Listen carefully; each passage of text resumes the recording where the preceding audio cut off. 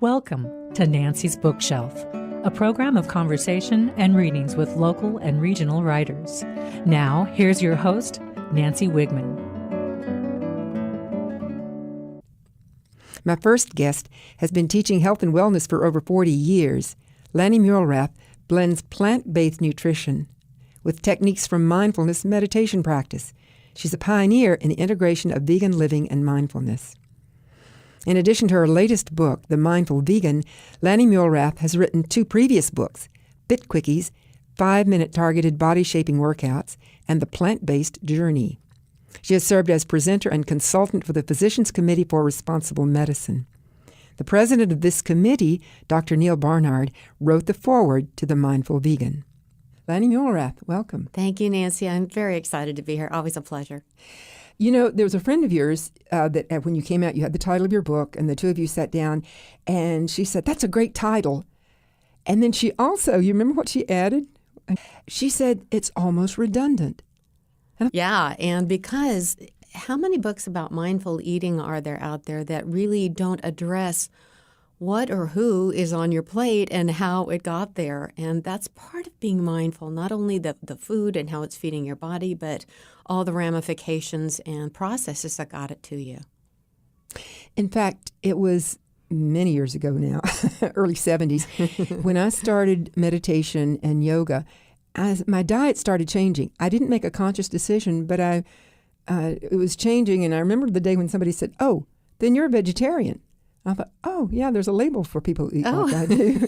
But you were a vegetarian, and then you took it a step further, and now are a vegan. Yes, so that's interesting. We have a similar background in that regard because I was teaching yoga through CAVE. Remember that CAVE program here at Chico State, Community Action Volunteers in Education? And I was teaching yoga. And as you know, part of the philosophy around yoga is also the concept of ahimsa, which is nonviolence and a morality around everything we do in our life concerning other sentient beings.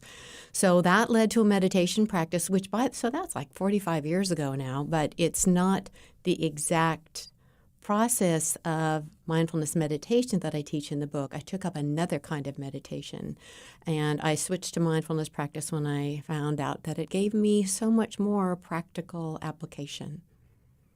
Well, perhaps we should define the term vegan, because a lot of people come across that word and they're not even sure how to pronounce it, much less know who is a vegan? Yeah, it's embracing a nonviolence and compassion in the way you eat and the way you live, so that you're aware of not looking at animals and other living beings as products, but allowing them to enjoy their life as we all enjoy our lives.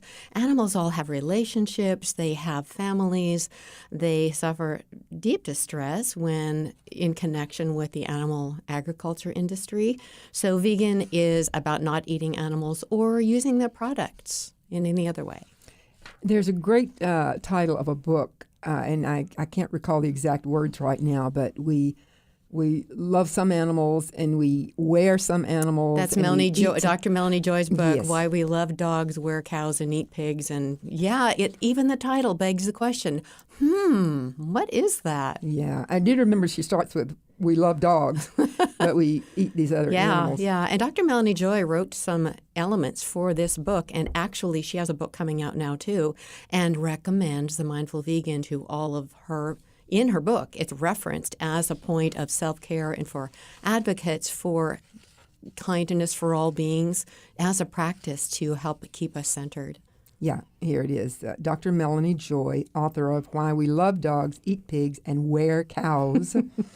And I mentioned that your foreword is written by someone who's well-known in the field of healthy medicine and nutrition, and that's Dr. Neal Barnard. And I really liked his foreword that he wrote. And good. I would ask you to read it, except it might sound self-congratulatory, immodest even. So he starts, Dr. Neal Barnard now, the foreword to your book, The Mindful Vegan. "This book is desperately needed and long overdue. Because when it comes to food choices nowadays, mindful is just about the last word you might think of. Turn on the television, half the commercials are for burgers, pizza, and snack foods, while the other half are pitching medications to undo the effects of the unhealthful foods we're eating. with most adults weighing more than they would like and many facing heart disease, diabetes, and other diet-related problems, we're clearly not where we need to be.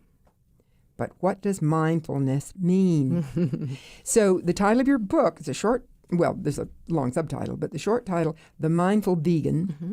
And so you've mentioned that a vegan is somebody who respects animals, doesn't eat them.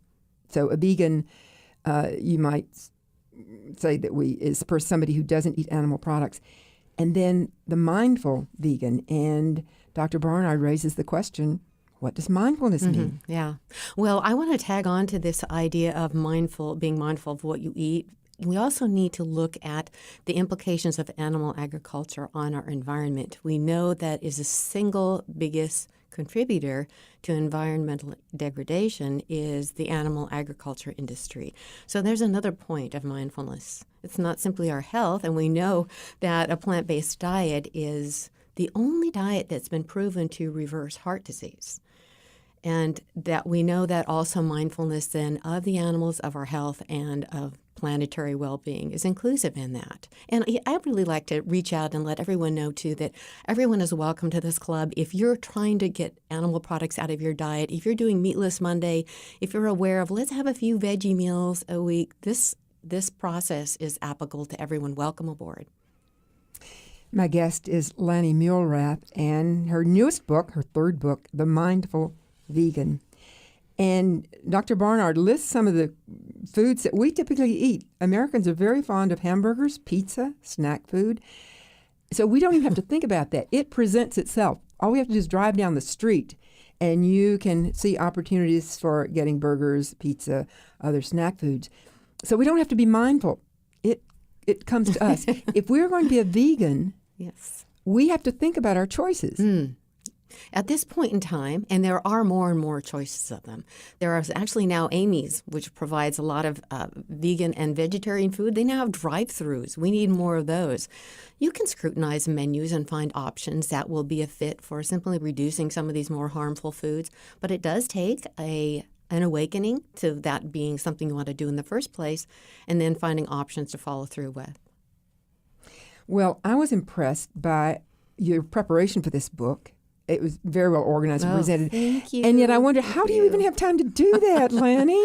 You're so busy. This was a full-time job for me for a couple of years, and Greg and I kept up our travels with our wildlife advocacy in Africa and Indonesia. Greg, meaning your husband. Yes, my husband Greg, and I still teach down at Butte College in kinesiology, so on a limited basis, though, because you just cannot do everything. But Nancy, this process of mindfulness was linchpin for me, as you know from reading The Mindful Vegan. In bringing all of this together, we can know all that we need to know about fitness, which I certainly do with my advanced degree in physical education. I teach kinesiology. I'm skilled in teaching plant-based nutrition. But it wasn't until I really brought the mindfulness piece in that it was linchpin for me for bringing it all together in a way that helped me live with greater ease with this process, and also helped me I ended up dropping around 40 or 50 pounds along the way. And it also made it possible for me to navigate this up and down problem that I had with my weight, with food eating in my body for probably 3 decades until I took up this process 25 years ago.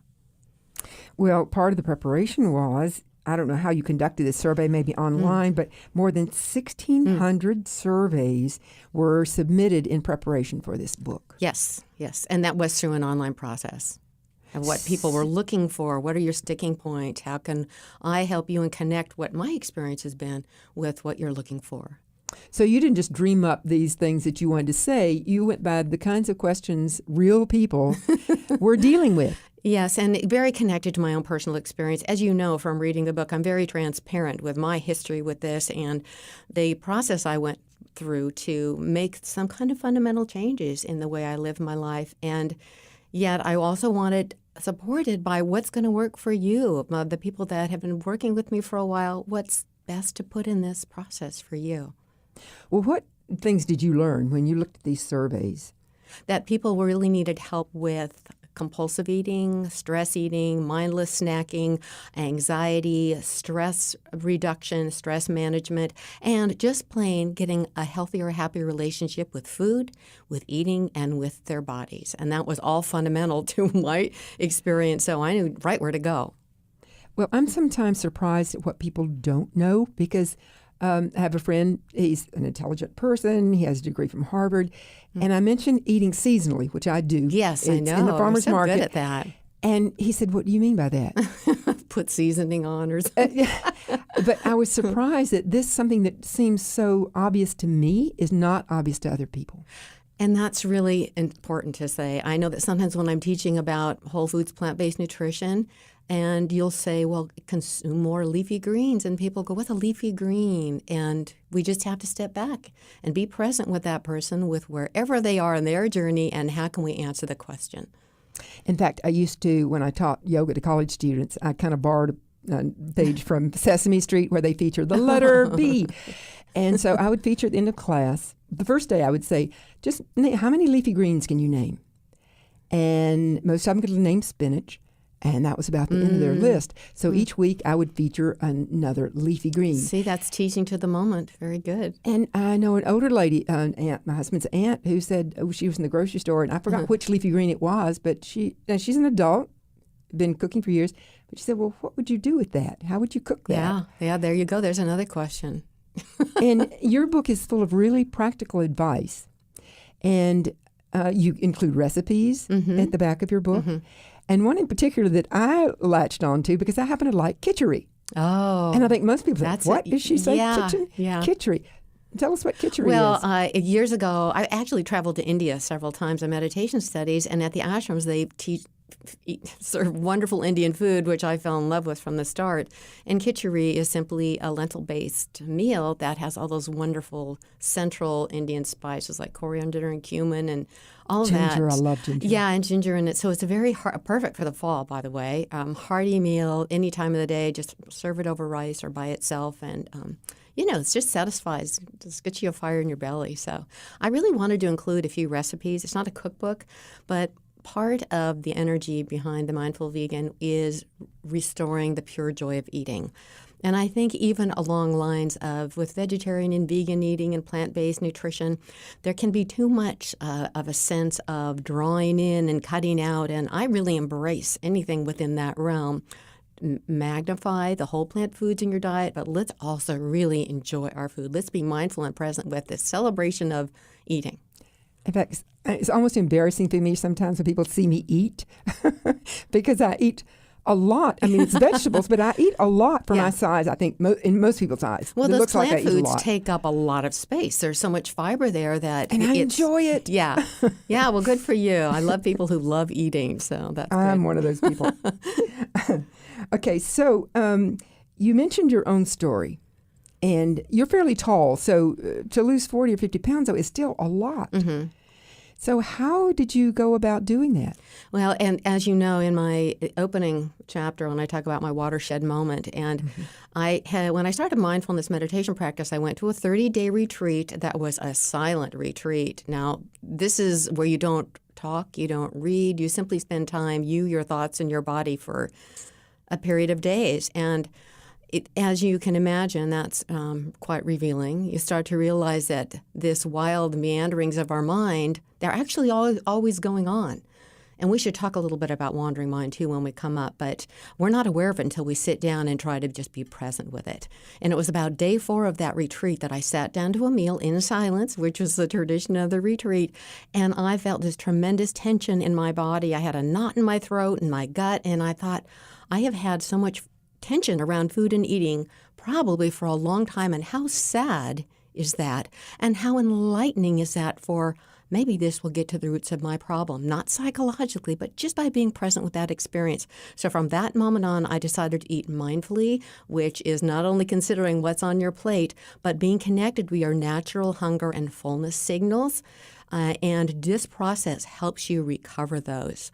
And I gave up dieting and counting and weighing and measuring as I had known it for so long, and just focused on whole plant foods and enjoying what I ate. And, what a tremendous change was that. My guest is Lani Muelrath, and her newest book, a third book, The Mindful Vegan, a 30-day plan for finding health, balance, peace, and happiness. That's a pretty ambitious subtitle, Lani. A 30-day plan for finding health, balance, peace, and happiness. I put it together as a 30-day plan because, Nancy, I did not want this to be a book about mindfulness practice and eating that people thought, oh, this is great. Maybe I'll do that someday and put it down. I wanted to get people started from the start and see what this practice might hold for them. You know, there are many paths to awakening, and my advice is if you have something that connects you with the present and makes you feel more grounded and living with more ease, then by all means continue or pick that practice up again. But if you're looking for something new and you want to try it, I put it together in a very simple fashion. As you know, day 1, I give clear instructions, 1 minute. Day 2, 1 minute. 2 you minutes. Don't tell somebody, go off on a 30-day silent retreat. No. You say, sit down for a minute. Yes. Well, I know what our lives are like, and I want this to be accessible and doable to people. And I put it together in such clear, instructive fashion. And by the way, along the lines of let's get going now, I've just uploaded 30 audios, which are downloadable for free from my site. It tells you where to go and resources in the book. Another tool for getting people started and getting going. In fact, your book is, rather than being divided into chapters, is divided into days. Yes, there we go. Day Another 1, support. day 2, and I thought you did a good job with the titles of these, what we are might they call intriguing? chapters. They are intriguing. Yay, good. The titles of your, maybe what people might consider chapters. And you mentioned that you start out day 1, you just a minute's meditation. And I think people say, oh, okay, I can do that. I can't sit for an hour, but I can do a minute. That's doable. Yeah, and all that's doing is let's figure out how do you sit down? And by the way, many people think that mindfulness meditation means you're supposed to be seated cross-legged on a cushion in a special room. Well, that's because many of the cultures from which mindfulness is derived is from people who sit on the floor on cushions. Well, you can sit in a chair. You can even do this lying down. I just want you to get going in a position that is comfortable and sustainable for you. In fact, Inlow Medical Center offers an 8-week program in mindfulness meditation. I have seen that. Is all over the country now in hundreds, thousands of hospitals around the world now is mindfulness-based stress management and stress protection. And as you know, this is so robustly researched. I have all the research in here about that, about with binge eating, with addictions, with stress management, with psoriasis, with anxiety. It touches every one of these realms because they have a fundamental inspiration for these problems. I happened to years ago take this class, this 8-week meditation. So a lot of what John Kabat-Zinn is a pioneer in this mindfulness meditation, and a lot of what he says, of course, are echoed in your book. Yes, I haven't quoted in the book. It's based on your experience, and I'd like to remind listeners that they don't have to believe a word you say. All they have to do is try it. And I see what it holds for you. Yeah. They don't have to take somebody else's word for it. If they really try what you suggest, they might discover little things like you were saying one day that you forgot chocolate was in the house. Lani. Is that breakthrough or what? And as I say, I was that is a really toward the beginning of the book because it just was something that told me what this practice was doing for me. I was in the kitchen and I was preparing dinner and I reached in for a jar of rice and I noticed this package there, and I looked and I saw it was a package of chocolate, and it had been there about 2 weeks. Now, for me, I never forget about chocolate in the house. So this to me said there is some reason that I'm just not navigating to this chocolate all the time. It was like such a revelation for me, and I was so happy. It gave me so much promise for this technique because those of us who struggle with that kind of thing understand that not having that happen in the way that it used to is a huge relief. And it gave you hope. It gave me hope that maybe, I'm onto something here. So, yeah.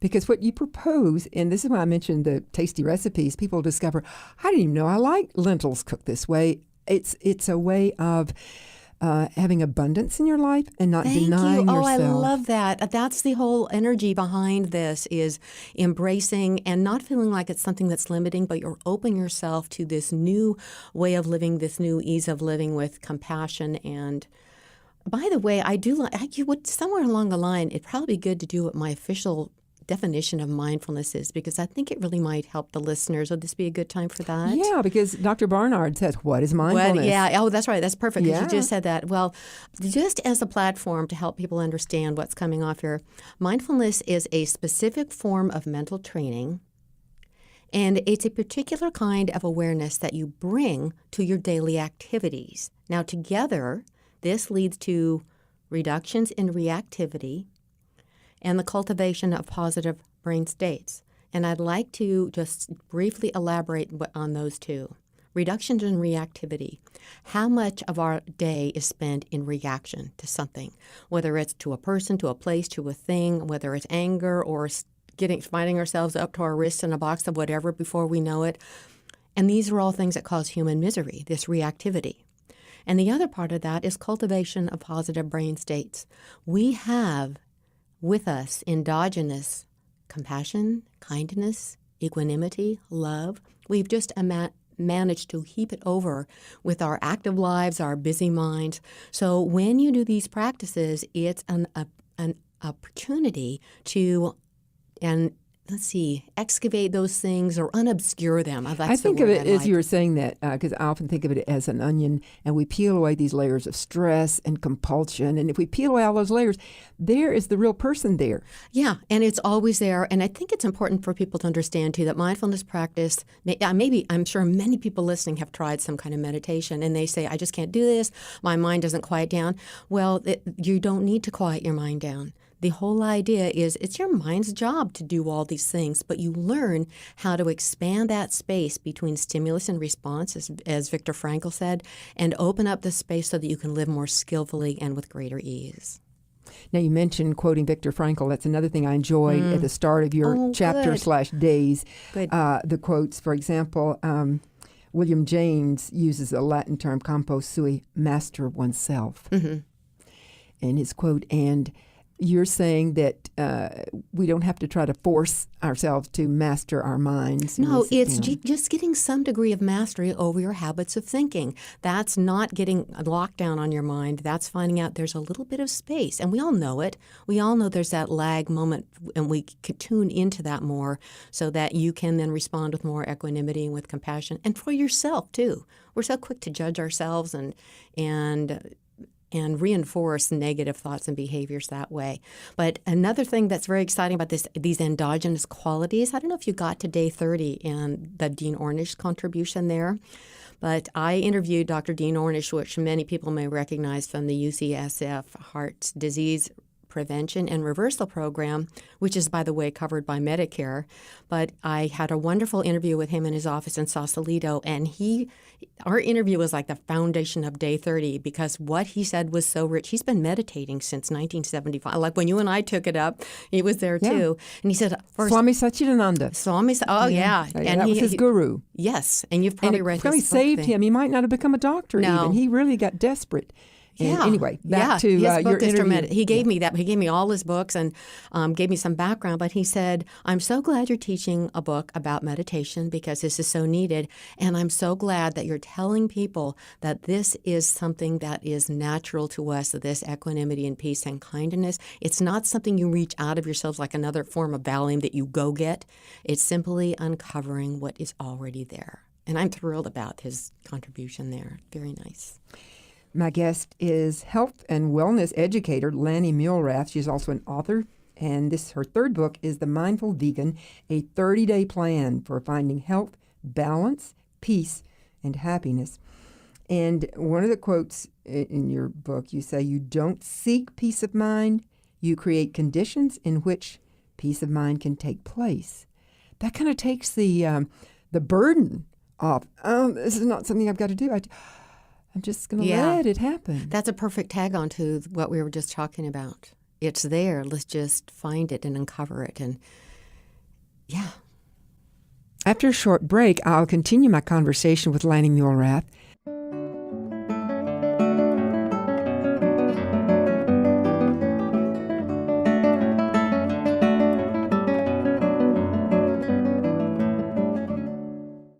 Well, when you become a vegan or vegetarian, there's this interaction. You still have to interact with other people Yes. who don't share your Yes, views. yes. And I'm reluctant to, I don't know how to say this tactfully, but there are people, say somebody who used to smoke and they become a non-smoker and then they're just militant about nobody else should smoke. Mm-hmm. And sometimes I think there are people who give the impression that they're a better person, this holier than thou, and all of you meat eaters are sinners. And that's not your way. Yeah, it isn't. And I'm glad you brought that up because I address that in the book.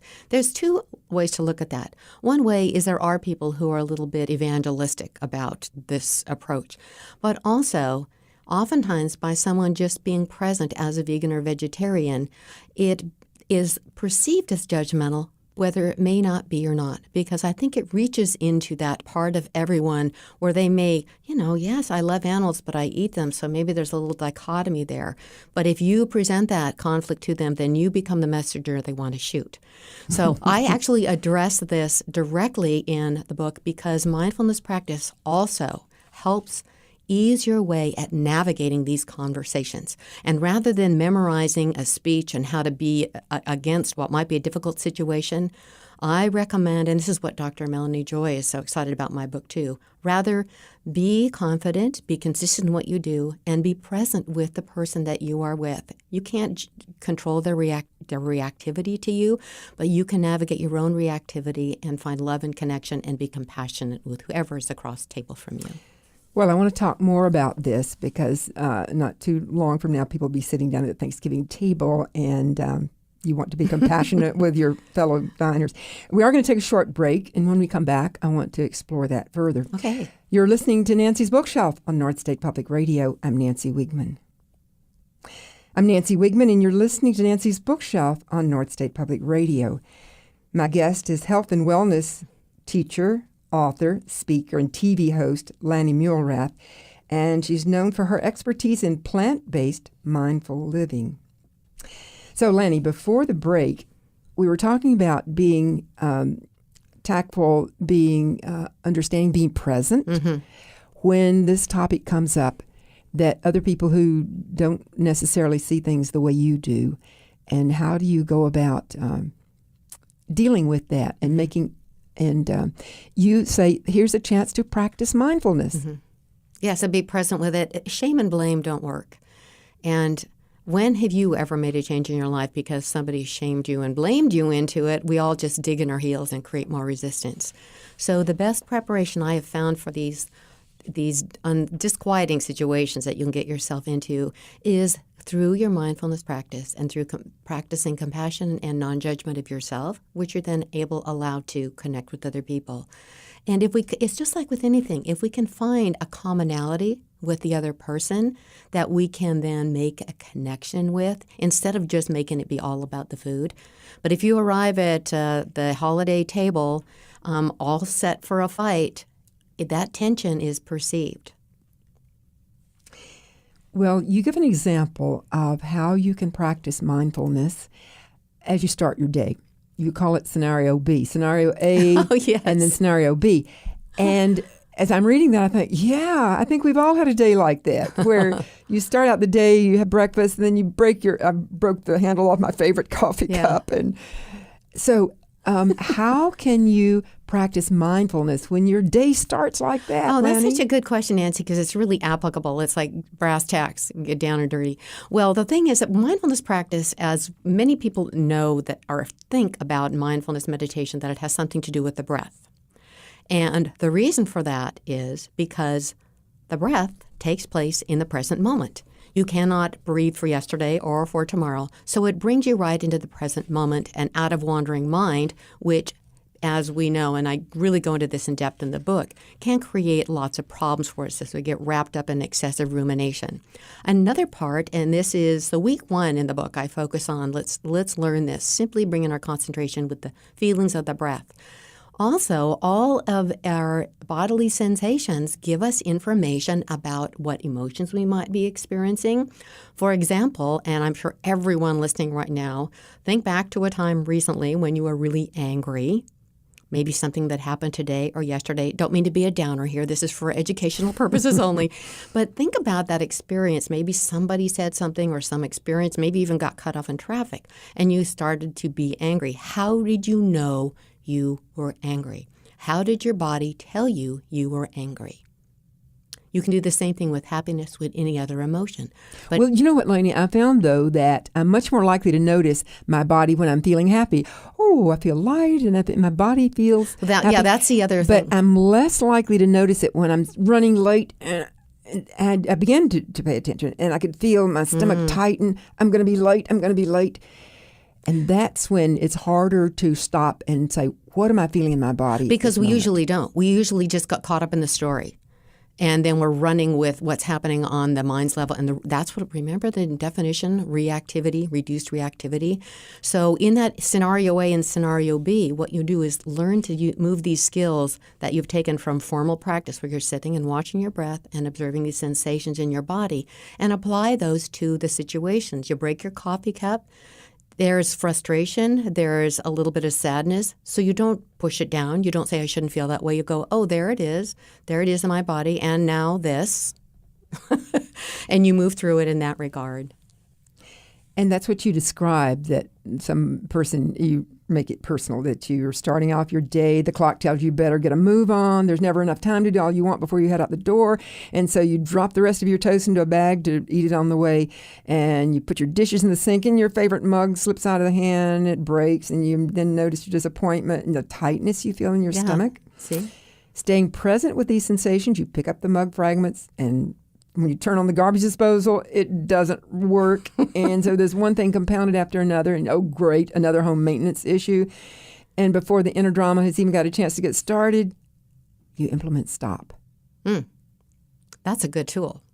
Yeah. Should we describe STOP? Yeah. This is something, this is a real quick takeaway from the program, my friends, that will make a difference. And this bringing yourself into the present moment is a fundamental tool for not getting caught up in these dramas and these stories that cause us so much personal misery. And the STOP plan, which I outline in detail in the book, is simply during these moments or any moment during the day to implement this will help you bring you out of excessive rumination into the present. STOP, S stands for simply stop. T is take a breath or two. And O is observe. Observe, is your mind going wild? What's your mood and what's going on? What are the sensations in your body? And then noting that. P is proceed. You can do this in 5 or 6 seconds. Very effective at bringing you out of this, getting caught up in these dramas. My guest is health and wellness educator, teacher, Lani Muelrath. Her newest book is The Mindful Vegan, and you tell stories in here that we can relate to these people, if not us, somebody we know, a family or friend. Yeah, thank you. And you tell of the story of a woman named Sarah, who was a calorie counter. And you could understand Sarah because you did that yourself in your previous attempts at losing weight, and you counted calories. And I don't know if it's, I feel sad for people who are trying so hard, they're so conscientious, but counting calories to me just seems self-defeating. And what was Sarah, how did she defend her calorie counting? Well, she said when we first worked together, she knew that if someone wants to coach with me, they need to address all 3 of these pillars, which is physical activity, plant-based nutrition to help you get the healthiest start on a healthy body, and also getting some degree of mastery over your habits of thinking. And she said, don't make me stop my calorie counting. And yet you asked her, how's that working for you? Working for you? Because I used to be obsessive compulsive about that. And of course, it just made my weight go higher and higher, because when we put this external control on how much food we eat and when we eat it, it hooks our survival instinct, and our bodies you can't do this war with your body and win it. Your body's always going to win unless you're an anorexic or a really obsessive compulsive. That's in my experience. So I said, how's it working out for you? And she goes, well, I'm really good for 3 or 4 days. I write everything down, and then I kind of have a blowout day, and then I just don't count that day. So she kind of illustrated the problem in her answer, and she hadn't lost weight. It had been years. But she really was glommed on to that idea. And I think that's pretty typical, yeah. But it also is illustrative of that's not being mindful. If she were being mindful, she would recognize, this is not working. Yeah, but we aren't trained in that. We're not taught how to do that. All we know is the next diet comes along and I've got to get a grip on this weight, and the fear and anxiety comes up, and we forget. We go through this over and over again. So when you get under the surface of these things, and also feed yourself well and on time, I have a whole avenue on my opinions on food addictions and cravings. That's probably a whole other show, but you can resolve those problems. You saw the research in the book about cravings and addictions, even from smoking, that mindfulness training is more effective at typical behavior plans than those plans. The mindfulness training is more effective statistically significantly. Well, I was glancing down your table of contents, and I got to day 20, or chapter, if you want to view it that way, 21, and I saw that the title of it was Activism. Attractivism. I know, but I saw, in glancing, I saw said activism. And I thought that was clever on your part, because then I'm reading the book and I see, it's not activism, it's attractivism. Yeah. And in that chapter, you introduce us to Angel. Mm-hmm. Who was Angel? Angel is a beautiful golden cow who was rescued from a farm in the Petaluma area that had been shut down, and she was kind of being hung on to until the last minute she could be sold for slaughter. And the farmer kind of had her in the back bin. And Karina, who happened to be driving through the area, stopped at the farm, and eventually, over the period of a couple of visits, was able to adopt Angel, and she's now living happily in Rancho Compasión in Nicasio, which is a friend of mine's animal sanctuary. But I called it attractivism. I did coin the word, and I understand, we see words as chunks of things. As a teacher, I know that. But it combined activism and attraction, and this ties in perfectly with everything we've said. If you are confident and kind and compassionate and understanding of people around you, this is a better way to draw them to uncovering those things in themselves. And it's a better way to reach people. And she demonstrated that. She reached out to this farmer, and she switched her language, actually. Instead of rescue, we're going to rescue this animal, which kind of was off-putting. She started. You're accusing me. Exactly. It's doing harm to this animal that animal needs rescuing from me, the farmer. Instead, she told a story about her growing up, how her father was a hunter, and that she would like to adopt this animal. And so she established a relationship. This is what we were talking about earlier. Connect with the other human being. Instead of seeing them as opinion, is it possible for us to connect with them on a human level and help to unobscure these qualities within them? I saw a picture of you and Angel. She's a lovely animal. Yeah, I think it's on the head of my profile page right now. You also have a story of a woman named Catherine, Free Fall to Freedom. Yeah, she was one of those people who exemplified stress eating every day in the afternoon. And maybe people can relate. Many of us can, 3 to 4 in the afternoon. She was a busy nursing professor. She's kind of head of the department, had a big family to manage. And she found that every day around that time, she would just get pulled to the vending machine.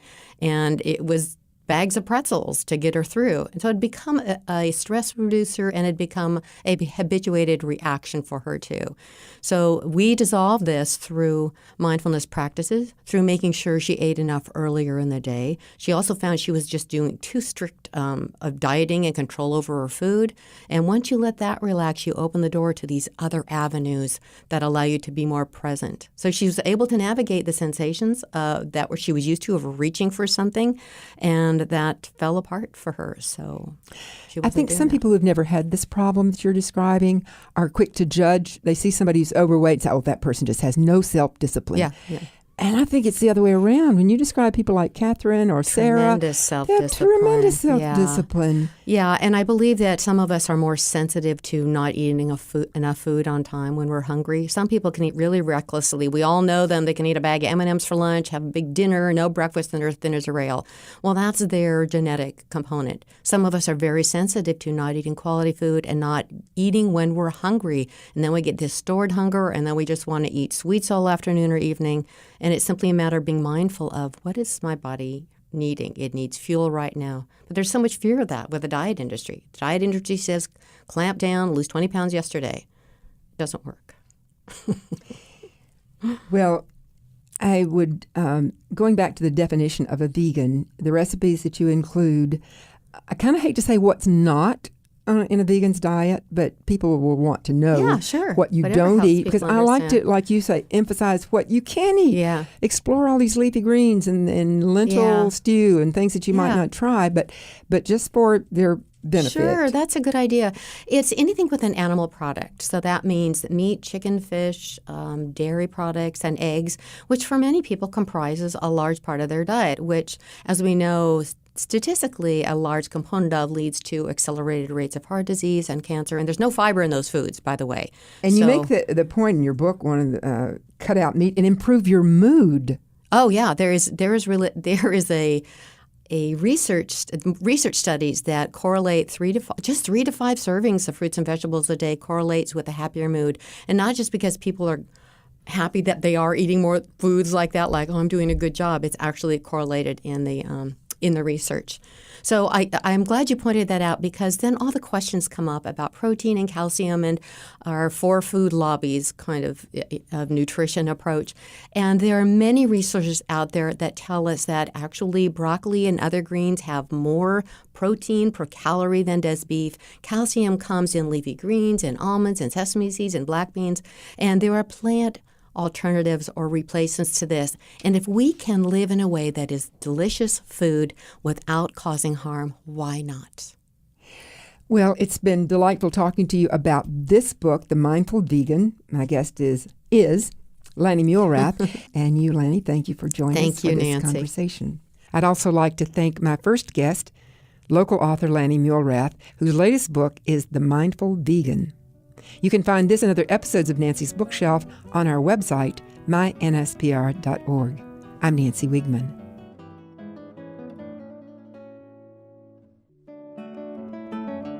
You've been listening to Nancy's Bookshelf. Our theme music is The Mysterious Barricades by Francois Couperin, performed by Warren Haskell. Nancy's Bookshelf is a production of North State Public Radio.